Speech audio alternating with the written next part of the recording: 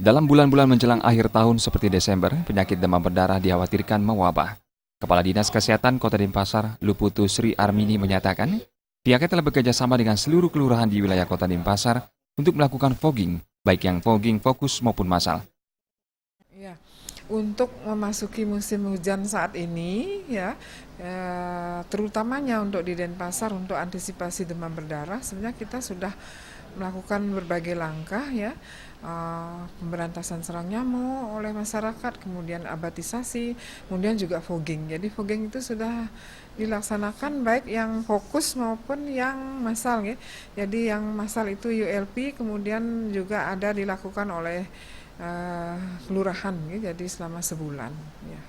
Kelurahan jadi di semua tempat nih, ke rumah-rumah dan lain sebagainya. Kemudian juga yang penting adalah fokus nih, jadi di mana ada penderita kemudian di sekitar itu dilakukan fogging fokus. Sri Armini menambahkan, seluruh masyarakat diharapkan turun berperan serta menjaga kebersihan dan melakukan 3M, yaitu menguras bak mandi secara teratur, menutup tempat-tempat penyimpanan air, dan mengubur kaleng-kaleng bekas serta benda-benda lain yang bisa menampung air. Andika dan Adi Setiawan, Bali TV.